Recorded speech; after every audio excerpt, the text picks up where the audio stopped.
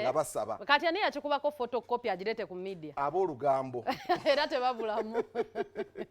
So abayimbi of course abamu unfortunately you can wonder bonna tubalina ku list but we've tried to call each and every one babadde hesitant buli omu aganya okutubaako byatubuulira so kompecha ekibaluwa full screen tusooke twanalizing ekibaluwa ekyo na buli omu sente zasuubirwa okufuna biliyoni actually bafuuse ddaba miliyoni y'abana abaana kale posing awo small time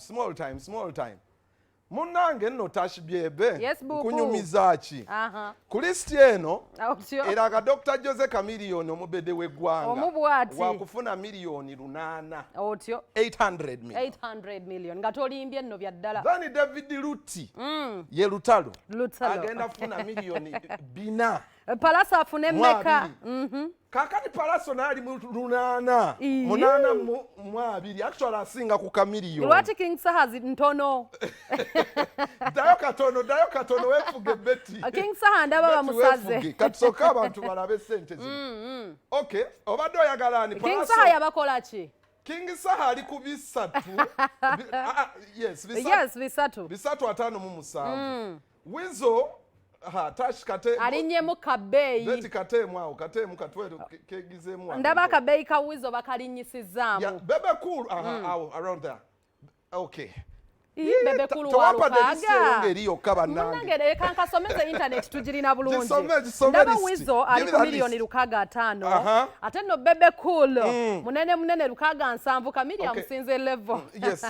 Ziza Bafana ali mu 578 ate nga Winnie Nuaji Fire Bebe mukwano tabuze kuli sayina 380 Ronald Mayinja 492 Sophia Nantongo ntegeza no miliyoni Sophia Nantongo 357 Chris Evans omulimi w'ennyanya ndowooza olusuku bamuwadde 220 Azawi 205 B2C 500 millions B2C 500 Gwey okay now we have not yet sagala twetekeko musalaba we don't know if this list is true anyway I know because it's trending on social media and unfortunately abasajja bakukuta bwotubakubira amasimu buli omu don't talk anybody else watagwa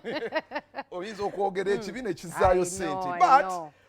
tuyina yoyo ajja kujja yoyo remember twakola emboozi last week nga mukambwe ennyo n'amaziga gamuva mu maaso nti bafuuse ekisekererwa bafuuse ekivumibwa naye sirabyeko yoyo ku lisiti taliiko naye ng'ekimukaabya abantu kati batandise okwekokkola abayimbi mulowooza muli important nnyo kati when such a list comes out is someone deliberately trying to kill abayimbi okubasibako amatu g'embuzi okubaliisa engo is someone trying to do that we are trying to investigate that story in detail anyway naye what is your take kwe ensonga My take is akasente ko kakyali ku mpapula ezitambula ku internet bwe biba bya ddala I would be like is it fair is it okay awo biba bya ddala naffe batuwe ku sente muganda wange naffe tujja kgenda batuwe amanyi babagamba ano mweteketeke amabala tetunafuna but government here Uganda one thing I'm going to tell you sometimes the government underestimates the power of artists I know oba okitegeera sente zino bwe ziba nga ddala z'ogenda ow'abayimbi ogenda laba amaanyi agali mu ndongo kubanga tulaba Wile Mukaabya ogenda laba obusungu bwa Wile otyo ogenda laba yoyo ogenda laba amaanyi g'ababedde ku sente ogenda laba ne bapukamingi abamala ne babivaamu Uganda tesajjukangako naye sente zigenda jiuza mujja kakasa nti endongo y'amaanyi ate nawe oli muyimbi anyhow I don't know tulina Uncle Sandy was supposed to react on this matter we are trying to engage with him naye nga wawulidde Naira Ali ebigambo bye yagambye Uncle Sandy naye tumulina okay yes yeah ndowooza meanwhile sokompe emboozi obadde okimanyi Superstars Association bagiteeka